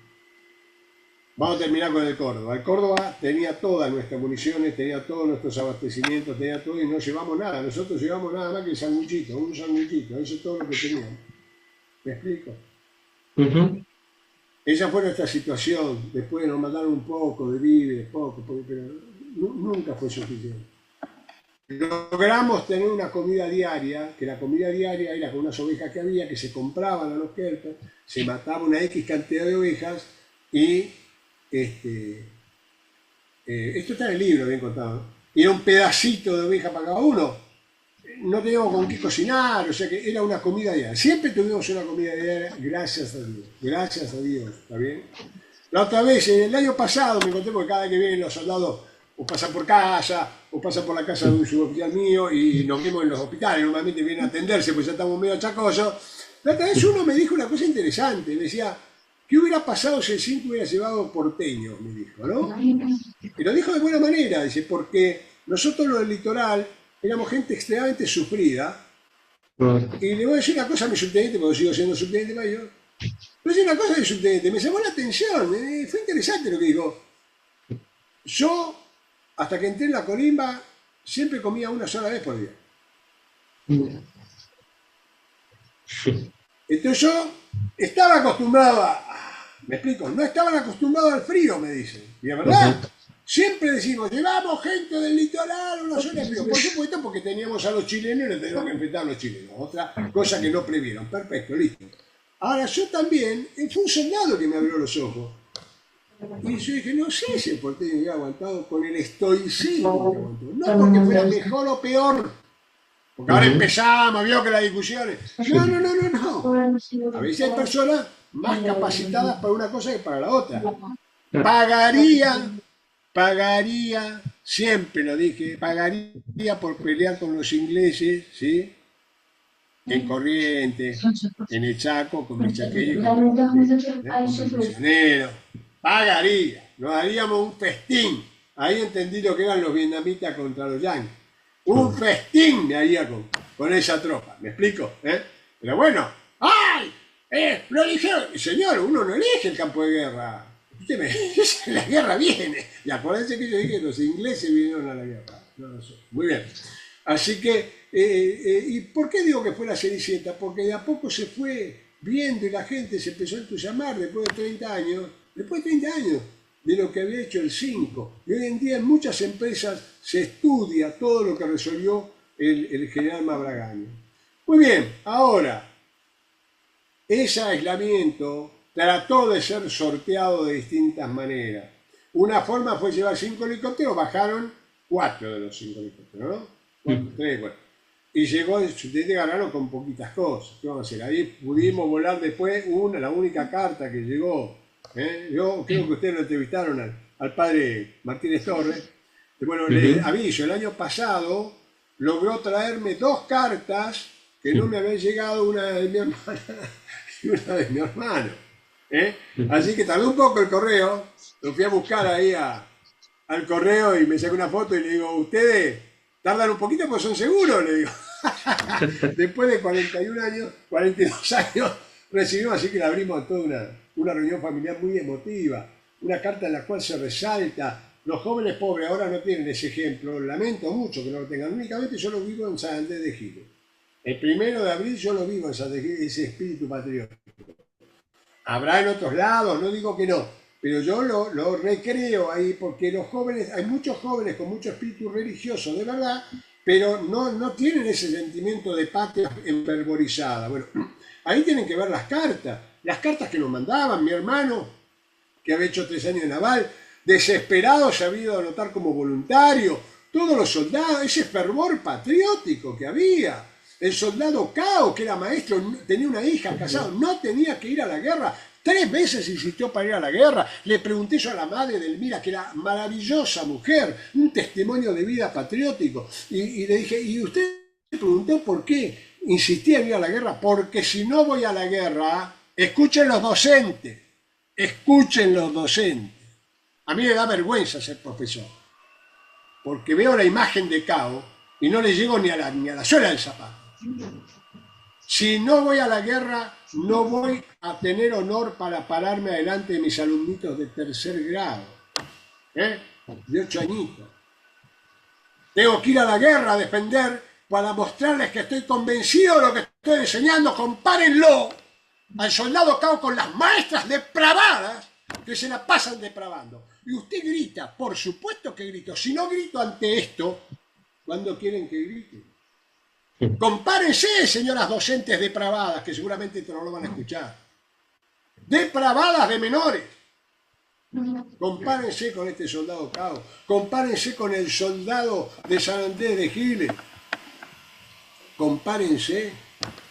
3 veces se fue a porque no tenía que ir, hasta que al final pidió prestado un uniforme a un compañero que estaba ahí, se metió en la fila. Se infiltró en las filas. Acá se infiltran en la fila para ver si entran a la cancha de fútbol. Se infiltró en la fila y le escribió la última carta a su queridísima madre, que es la abanderada de San Andrés de Giles. El famoso soldado Maciel, que escribió en su carta: si muero, no se preocupen, nada se pierde, nada se pierde. Ahora yo pregunto, ¿toda esa gente se murió? El sargento Cisneros, el perro Cisneros, miren, combatió como un coso, murió en Malvinas, pero hizo algo que nadie me cree. ¿Saben qué hizo? Porque acá todo parece que pasa por acá, por el dinero. ¿Saben lo que hizo?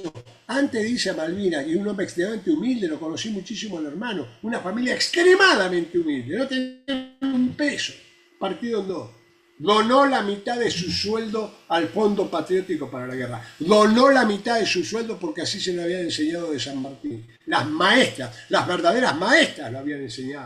Como lo habían educado al soldado Maciel de San Andrés de Giles, a tantos soldados, a mis soldados. Ahora, y no, nada, pero... Ahora, cuidado, acá hay que separar la canalla, como le digo yo, la canalla, que son una serie de habitantes que están en Argentina que no se sienten argentinos, del verdadero pueblo argentino. Es decir, separemos las cosas, porque el pueblo argentino a mí me hace emocionar, y ese pueblo es el que a mí me ha herido el corazón, y por eso yo firmo herido en combate y herido en la paz. El problema es que ese pueblo parece un poquito callado. Señores, basta, terminemos de una vez. Pongámonos los pantalones, golpeemos la mesa, gritemos, estamos hartos. Yo lo que te quería aclarar ahora es que así como el Córdoba no cruzó, hubo marinos mercantes y marinos de la Armada, por supuesto, eran los que conducían, ¿sí?, que quisieron romper el cerco que teníamos nosotros. No cualquiera tiene la vida, bueno, alguien dio la vida por mí, que es nuestro Señor Jesucristo, por supuesto, por todos. Pero también, en lo personal, nadie dice, yo soy una persona que dio la vida por mí. Yo conozco 23 personas que dieron la vida por mí. Por mí.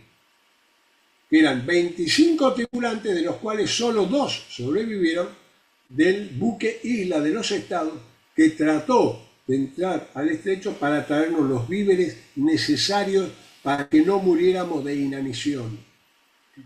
Lo bombardeó una fragata, cometió el crimen de guerra a la fragata, los ingleses, de abandonar los náufragos, ¿sí? Y a raíz de eso murieron 22 y uno más murió en la costa, llegó a la costa y falleció. Hasta el cadáver de uno de ellos, el mayordomo Sandoval, llegó a nuestras costas. Lo poco que quedó como una simbología, creo que 10, 20 zapallos flotando, de todo lo que quedó, para una guarnición de 1000 y pico de personas. Pero eso también nos indicó de que estábamos aislados, pero no estábamos solos. Estábamos aislados, pero no estábamos solos. Fue tremendo enterarnos de eso. Fue tremendo eso.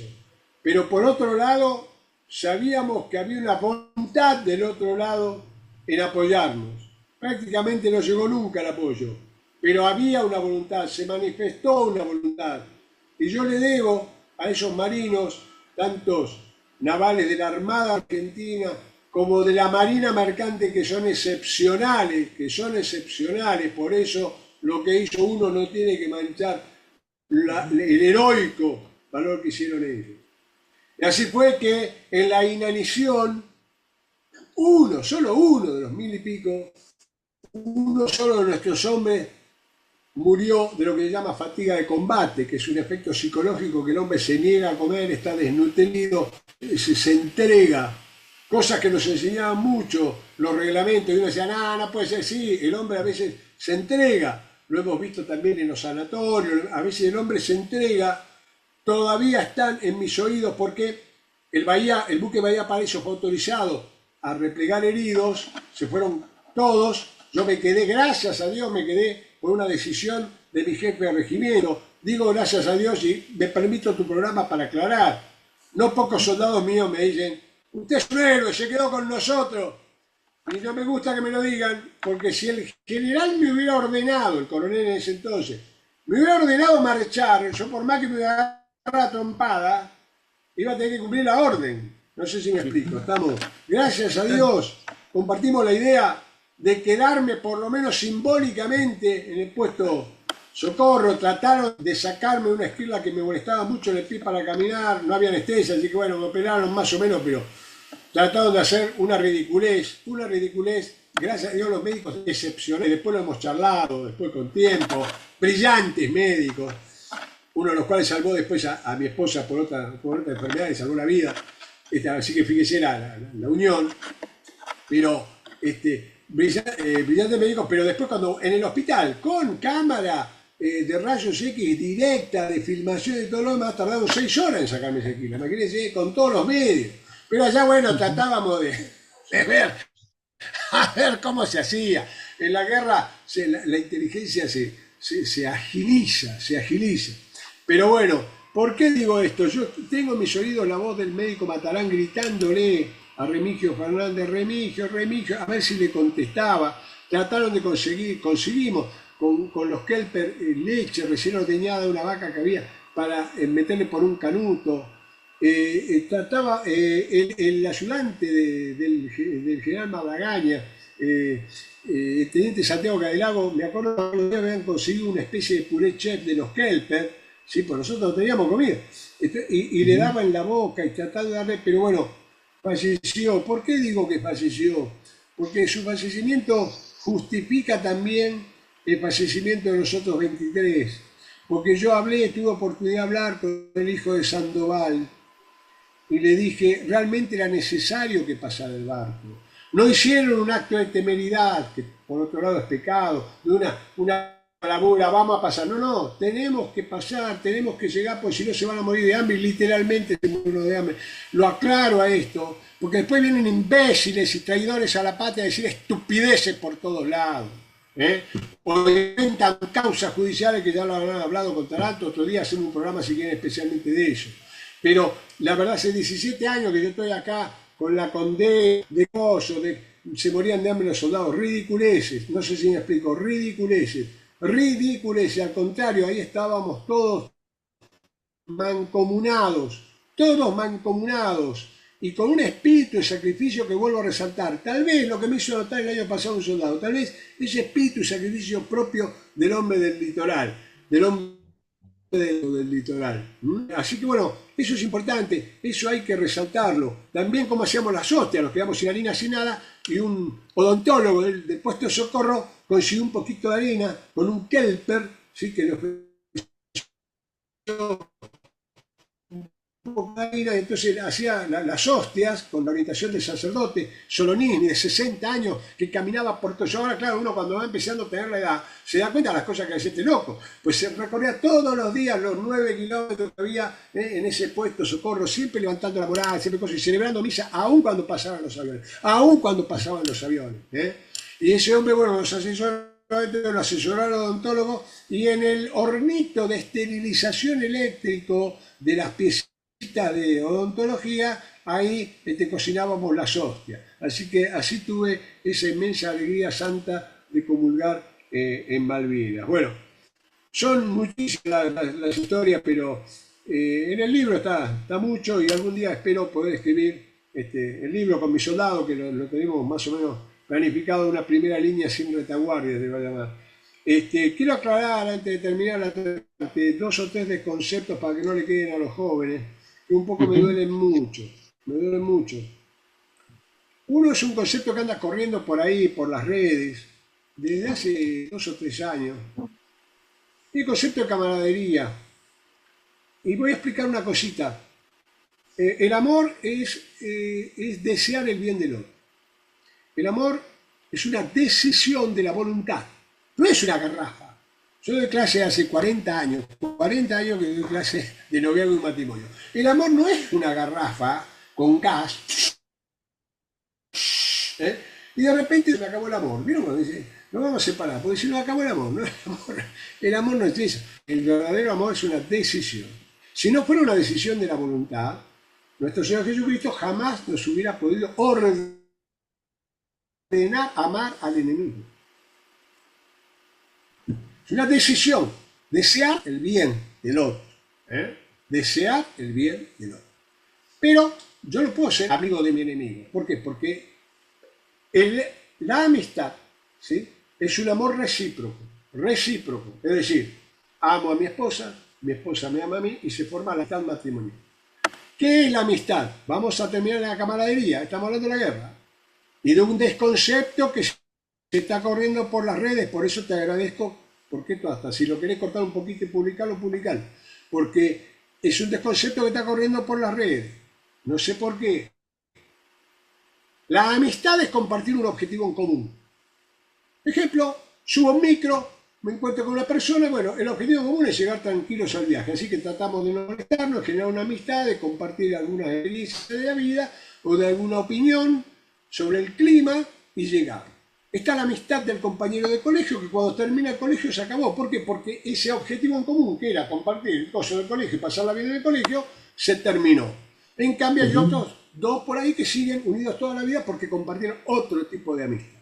Está la amistad matrimonial, que ya la hablé, que es excepcional, y está también la amistad de santidad, que es compartir el objetivo de Dios, que es eterna. Esa amistad es eterna. Pero hay una amistad de camaradería, se da exclusivamente en compartir el objetivo de amar la patria, de defenderla hasta perder la vida. Esa amistad vale más que la propia vida, ¿se entiende lo que estoy diciendo? Vale más que la propia vida. El amor a mi patria en tanto y cuanto don de Dios, patria y hogar, para defender a mi familia. Voy a decir una frase que digo siempre: jamás hubiera ido a la guerra si no tuviese una familia que defender, y jamás hubiese podido volver a la guerra si no hubiese tenido una familia que me contuviese. Capitán Giaquino, cuando cae herido, se da vuelta, y la frase que dice, no sé si la sabías, ¿qué frase dice? Me dieron Cristina. Estaba pensando en su esposa en pleno ataque. El coronel Losito, tan renombrado ahora, víctima del enemigo, cuando cae y el inglés lo está apuntando, que casi lo mata, él creía que lo iba a matar, dijo, perdón, le dijo a la esposa, perdón porque prometí volver con vida. No se puede ir a la guerra sin familia. Por eso nos destruyen la familia. Por eso nos quieren destruir la familia. Y ahora se ha corrido una voz de que dice, claro, parece ser que hay gente que ha abandonado a Dios, No creo más en Dios porque Dios me impone reglas morales, el verdadero Dios, me incomoda, está a la puerta y llama. Han destruido a su familia porque se fueron con la primera bataclana que pasó por ahí, se fueron con los gatos y abandonaron por ahí una esposa después de 30 años.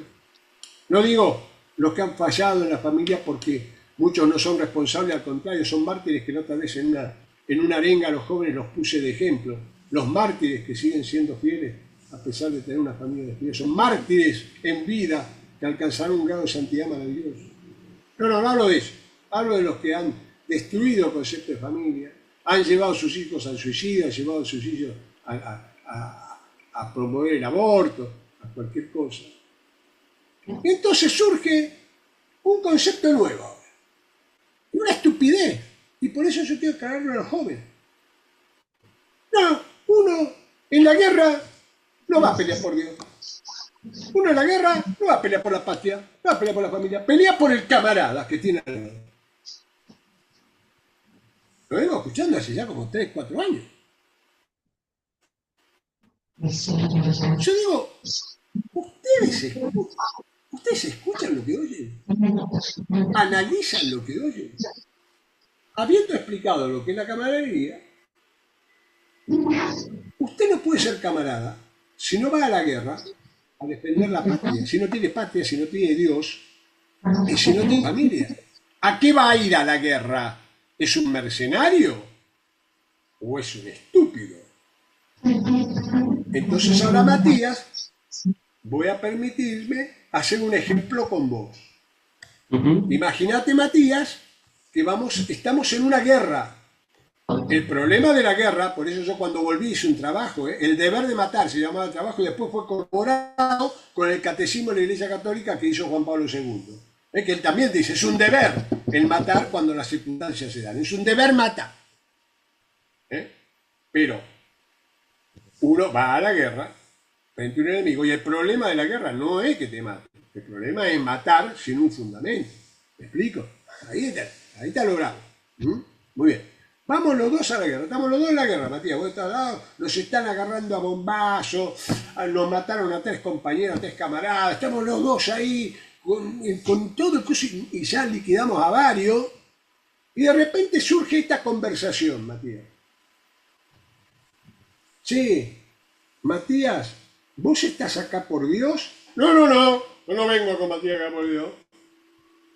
¿Estás acá? Y yo te digo, yo tampoco estoy por Dios. Yo tampoco estoy por Dios.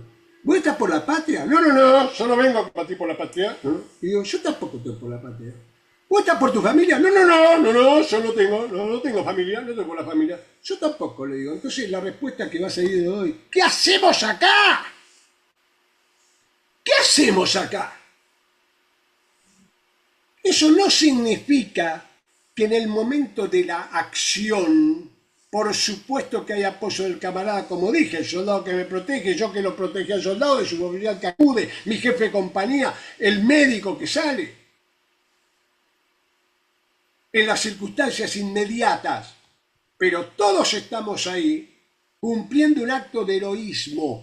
Por eso, en general, se puede decir que héroe quién es el que tomó la decisión de ir a Malvinas, por ejemplo, los soldados, Cao, ese es uno. Tomó la decisión. Después, las circunstancias del combate, cómo fue, si tiré, no tiré, dónde me tiré, cómo fue el asunto, son circunstancias que no son para analizar. Entonces, la camaradería surge de la amistad que surge entre 2 personas que están dispuestas a defender a la patria hasta perder la vida. Quería aclarar ese concepto. Ahora vamos, otra enseñanza a los jóvenes. Uno vuelve de Malvinas y la frase por la cual nosotros juramos defender la bandera no es así. Miren. La frase no dice, ¿juráis defender a la patria perdiendo la vida? No, señor. No, señor. A la patria hay que defenderla tratando de que el enemigo pierda su vida. Pero tratando eso, si perdemos la vida no hay ningún problema. No hay ningún problema. Pero quiero aclarar una cosa. A mí lo que no me deja dormir es el asta. El asta. Morir es un caso fortuito. Al lado mío murió un soldado, al lado mío uno perdió una pierna y 1 metro ahí uno no le pasó nada y yo caí herido.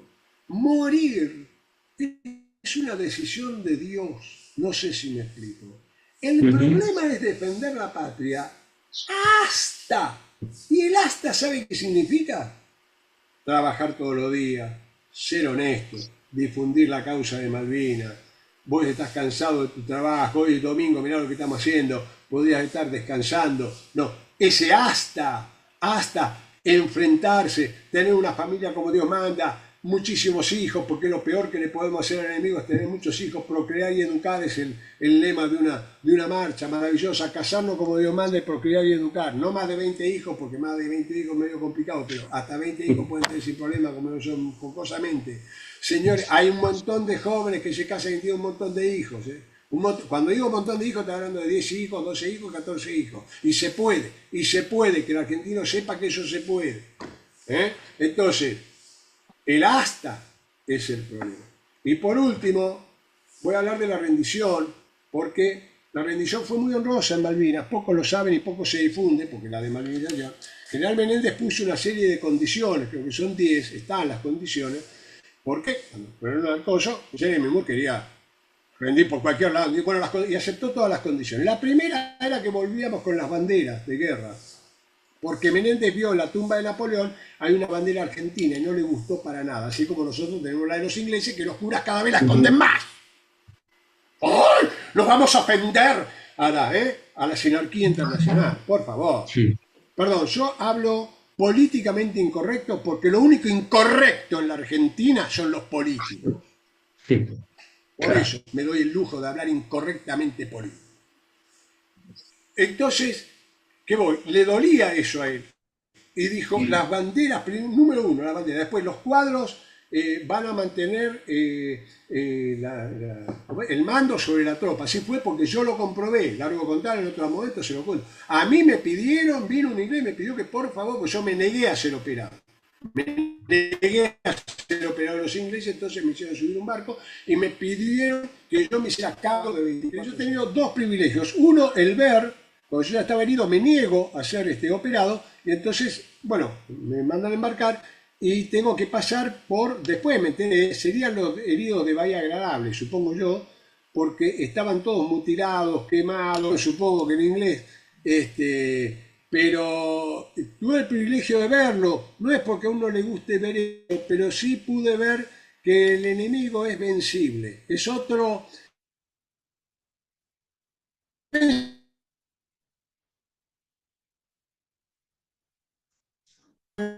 haciendo boxeo, y dice, che, ¿cómo me pegaste vos? Es decir, claro, golpes que le pegan, pero no los golpes que pegó.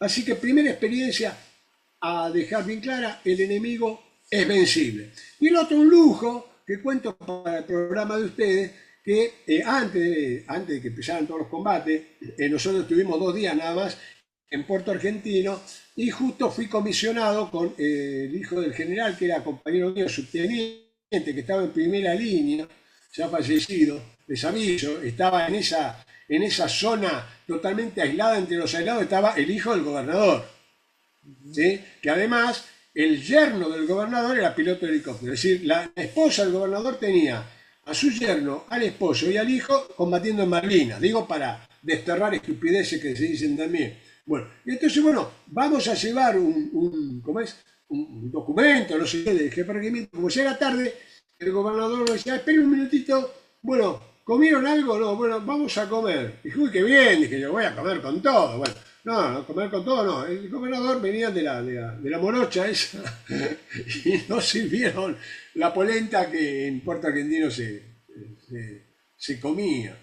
Pero ¿cuál fue el lujo? El lujo fue que lo hicimos en el salón de la gobernación, ¿sí? Con la vajilla de la famosa reina y con el cuadro de la reina en el piso y arriba el cuadro de General San Martín. Y a mí entonces yo le digo, ¿qué me quita lo bailado? No, no, la guerra, bueno, vamos a la guerra. Yo por ese lujo nada más volvería a la guerra, a pasar el hambre, a pasar las heridas y todo lo demás, señores. Hay que levantar el espíritu. Bueno, y ahora pasemos a la rendición, al tema de rendición.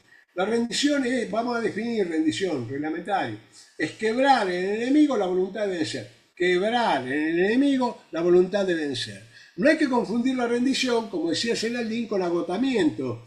El subteniente Aliaga, que es un conocido subteniente Aliaga, porque es la clara imagen de la desmalvinización. Yo caí en esa trampa, yo quise el programa de radio, yo caí en esa trampa. Durante 30 años pensé que la imagen del subteniente Aliaga, que está así temblando, pero que tiene una mirada particular, a mí me atraía esa mirada, es una mirada del tipo que no se rindió, pero yo pensé que era un soldado muerto de hambre, como dijo la BBC, donde, bueno, no era un soldado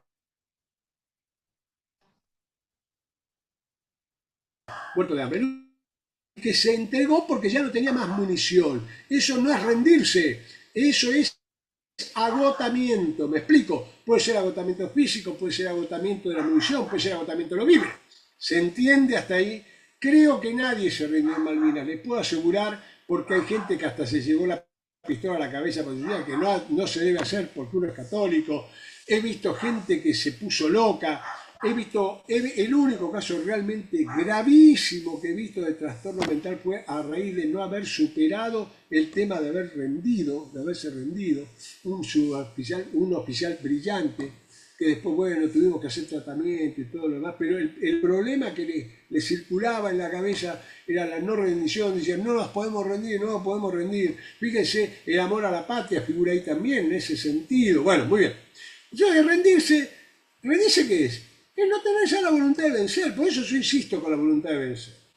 Pero he visto durante años, con tristeza total, lo digo con total tristeza, con total humildad en serio le digo, pues yo he visto que muchos héroes verdaderos de guerra, combatientes a los cuales yo no les llego ni a la lengua del borceguí, lo digo de todo corazón, no tuve la oportunidad. Bueno, yo bajaba un avión, lo arrastré a mis soldados, traté de llevar la sección como podía, pero no tuve la oportunidad de un hecho heroico como han tenido otros, como ha sido por ejemplo Esteves, arquetipo. Un día te voy a contar, llamame otro día para ver el tema de la verdadera historia del teniente Esteves que poco conoce. Es 1000 veces mejor de lo que todo el mundo cree, además. Es un genio, un héroe por la antonomasia, pero tiene historias maravillosas. Pero a lo que voy es que voy a veces a las conferencias y nos han metido en el corazón la rendición. Los que no se rindieron en Malvinas, porque tenían ese espíritu de lucha y seguían bombeando así, se han rendido acá. Póngame un ejemplo, me dice, le voy a poner el único ejemplo que le voy a poner. Por ser políticamente correctos, hablamos del heroísmo, hablamos de lo que fuimos capaces, hablamos de cómo nos jugamos la vida por la patria, y termina la conferencia diciendo, vamos a recuperar la Malvinas, pero no por medio violento.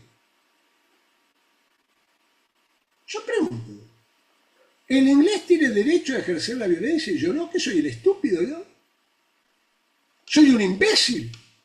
¿Por qué me cierro yo la posibilidad de combatir? ¿Sabe qué se llama eso? La herejía del irenismo. Es una herejía condenada por la Iglesia Católica. Irene es un nombre hermoso que significa paz. Pero el irenismo es pacifismo y el pacifismo está prohibido por la Iglesia Católica y es un pecado gravísimo. Pecado grave en muchas circunstancias. ¿Es pecado? Bueno, obra así porque le dio miedo. No, la cobardía, que es el miedo consentido, es pecado grave. Y el valor es el miedo cuando ha terminado de decir sus oraciones. Entonces, ¿qué es lo que me apena? Que estamos todos con ese concepto. Después salen los estúpidos diciendo yo soy pacífico, como viene el padre Olivera Rabasi. Yo soy pacífico. ¿Usted es pacifista? ¿Sí? ¿Usted es pacifista? Sí. ¿Usted alguna vez sabe tirar un arma? No. ¿Tiró alguna vez con una pistola? ¿No sabe usar un cuchillo? No. ¿Alguna vez se agarró trompadas por defender a alguien, a su señora, a sus hijos, por alguna circunstancia? ¿Se enfrentó a algún ladrón? No. Yo todo eso no lo hago. Entonces usted no es pacífico. Usted es inofensivo. Usted es un inofensivo. Y como mucho será un cobarde, un pusilánime. Digamos las cosas como son.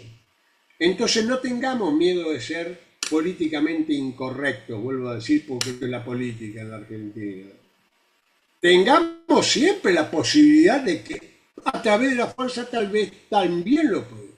Y si solo dijéramos eso, mire, Con el solo hecho de decir el Estado argentino, nunca vamos a descartar la posibilidad de volver, con el solo hecho de eso ya le hacemos perder dinero a los ingleses, porque tienen que poner más tropas ahí, los militares ingleses van a aprovechar para que le den más dinero, o sea que el pueblo inglés va a tener que poner, y además las empresas que pagan las regalías para el petróleo, que pagan las regalías para el pescado y todo lo demás, van a decir, che, no te pago tanto porque es una zona de conflicto. Entonces también te hago bajar la regalía. ¿Y por qué no se hace eso en Argentina? ¿Por qué no se hace eso en Argentina? Y ahí empieza el famoso sinarquía, que es otro tema. Me explico. Los políticos no piensan en el país. Piensan en sí mismos, pero cumplen también órdenes de arriba. Me hago cargo de lo que digo, ustedes no son culpables. ¿Se entiende hasta ahí? Entonces, por favor, basta de rendirse, basta de pacifismo. No estoy diciendo que ahora vamos a retar, no soy estúpido, pero si quieren algunos que les gusta estampar remeras de Malvinas, pongan la siguiente frase: Malvinas volveremos como sea. Como sea. Como dicen los ingleses. Yo te la voy a robar como sea. Y otro concepto es que Malvinas no fue robada, porque el concepto intelectual de robar es me lo robaron y ya no recupero más. Si alguien dice te robaron la bicicleta, no la vas a ver más. Malvinas no es algo robado, es en mi casa, la tengo ocupada. El dormitorio donde duermo lo tengo ocupado, ¿sí?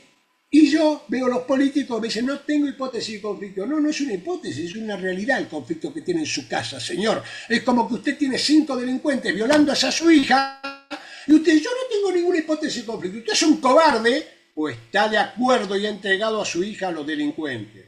O está de acuerdo y ha entregado a su hija a los delincuentes. Así que, señores, a los jóvenes yo les digo que tenemos que recuperar la voluntad de vencer. ¿Y qué se puede hacer? Así terminamos, porque es larguísimo esto. Si alguno llegó hasta acá, los felicito, puedo ofrecerlo para que le descuenten del purgatorio, porque es larguísimo todo esto, pero yo les quiero decir, para terminar, que hay que ser sano. En todo combate hay un ataque secundario y un ataque principal, en todo combate. En la película del cowboy está Joe, cúbreme. Entonces está uno que enceguece al enemigo por el fuego, hace como que le está atacando, y el otro sin tirar un tiro, va, lo rodea, dice arriba la mano porque lo agarró de atrás. ¿Se entiende el concepto? Ataque secundario y ataque principal. El ataque principal es la santidad. Tenemos que ser santos. Tenemos que cumplir los 10 mandamientos. Tenemos que ir a los sacramentos verdaderos. Tenemos que hacer sacrificios a toda hora, con alegría, porque si sacrificio no con alegría, no es sacrificio, y tenemos oración. SOS, como digo yo, el SOS lo va a salvar. Sacramento, oración y sacrificio. Si yo tengo ese ataque principal, porque el padre Castellani decía, Dios no nos va a pedir el triunfo, si él murió en la cruz, abandonado a sus amigos. Dios no nos va a pedir el triunfo, pero nos va a pedir las cicatrices. Sin embargo, eso está hablando del ataque secundario, porque Dios quiere el triunfo nuestro de la santidad. Dios quiere que estemos en gracia, que nos vayamos a confesar y estemos en gracia. Una vez que tenemos ese ataque principal cubierto, después hacemos el ataque secundario. Y el ataque secundario no importa si ganamos o no. Por eso se llama esto la alegría del combate cristiano. Si yo estoy en gracia de Dios y voy a Malvinas y recupero Malvinas, gracias a Dios. Si voy a Malvinas no puedo recuperar Malvinas, gracias a Dios también. Si me puse en la radio y hice un programa bárbaro, gracias a Dios. Me puse en la radio, nos desgastamos y salió para cualquier lado, gracias a Dios, porque eso lo da Dios. Ese triunfo lo da Dios. En cambio el otro, la santidad, la da Dios, pero quiere nuestra aceptación. Ahí sí intervenimos nosotros. Quien te ha creado sin ti, dice San Agustín, no te va a salvar sin ti. Entonces, ahí está la alegría. Formo bien mi hogar, amo a mi patria, tengo un buen trabajo, educo a mis hijos, me juego con una habilidad, y eso ya es bárbaro, porque ahí ya construiste por la patria. Y después todo lo otro que quieras hacerlo. Uno dice, ¿me puedo meter en política? Métase en política, señor. ¿Vas a hacer periodismo? Vas a ser periodista. ¿Quieres ser artista? Sea artista. Sea lo que sea. Mientras haga el ataque principal. No descuide el ataque principal. Y el ataque secundario distrae al enemigo. Lo desgasta al enemigo. Mientras usted está haciendo el ataque verdadero, que es salvar las almas. Porque yo quiero un país una Argentina que salve las almas. Por eso creo que fue Nicolás Candanceo que dijo una frase espectacular, la frase es espectacular, porque dijo, no sé cuándo la Argentina va a recuperar Malvinas, pero Malvinas va a recuperar la Argentina. Porque yo no puedo hablar de Malvinas si no hablo de la espiritualidad. No puedo hablar de Malvinas si no recreo toda la historia. No puedo hablar de Malvinas. Pues yo quería terminar, te agradezco mucho. Se me ocurrió la otra vez, parafraseando a un escritor, de que Malvinas a mí se me presenta ahora que lo veo a ustedes, a los jóvenes, se me presenta como que Dios nos puso que era imposible subir. Y lo logramos. Y lo logramos. El triunfo lo da Dios cuando Dios quiere, ¿sí? Pero nosotros lo logramos a eso. Llegamos a esa colina y desde esa colina, la patria actual, como vos que me estás escuchando, podemos ver desde esa colina la historia argentina con ese tinte de Malvinas. La sentimos propia, no sé si entendés. Y podemos vislumbrar la esperanza de los jóvenes que son ustedes. Pero para llegar a esa colina nos tuvimos que arrastrar, pusimos 649 muertos, mis soldados y subtenientes. Todos los oficiales de Cinco estamos perseguidos hace 17 años, ¿qué me importa? ¿Quién nos quita lo bailado? Estamos en el orgullo maravilloso de haber ido a combatir por la patria. Y eso creo que es impagable. Esos eran los conceptos que te quería dejar. Y le repito a los jóvenes, el argentino sepa que el argentino puede. Les puedo asegurar. Es nada más que tener la voluntad de vencer. Si tuviera la voluntad de vencer bien a fuego, les puedo asegurar que haríamos maravillas. No es algo falso. Lo he visto, lo he comprobado y se comprueba todos los días. Miren la historia, cuando hubo voluntad de vencer, ese fue el valor agregado. Todo lo otro no. Por eso, cuando yo comparo, ¿se acuerdan? Jordán Bruno Oyenta dijo una vez, mártir, Jordán Bruno Oyenta, y con esto quiero terminar, recordaba lo que eran las invasiones inglesas, recordaba lo que era la vuelta obligado, ese entusiasmo que había en la población, decía, comparad la riqueza de esa Argentina tan pobre con la pobreza de esta Argentina tan rica, ¿sí? Sin embargo, Malvinas fue un fogonazo, él no llegó a verlo, pero fue un fogonazo, y es un fogonazo, por eso con ese Nadine decía que era un regalo que nos recuerda que el argentino puede. Y en esta época en que todo el mundo, Europa, Gran Bretaña, Francia, España, el mismo Estados Unidos se está debatiendo entre el ser y el no ser, creo que nada quedaría de la Argentina si Dios no nos hubiese dado el regalo de Malvinas. No nos dio la victoria, pero trajimos una bandera llena de jirones, de gloria, que le dice a las futuras generaciones que hay una misión que cumplir. Malvinas volveremos como sea y en eso estamos. Mil gracias, mil gracias. Excelente manera de terminar la entrevista, Emilio. Realmente te agradezco este tiempo, fue un placer esta charla, así que te agradezco siempre la buena predisposición. No, gracias a ustedes. Arrancaron el auto. Y no va a parar. Te mando un fuerte abrazo y quedamos comunicados. Gracias. Chao, hasta luego.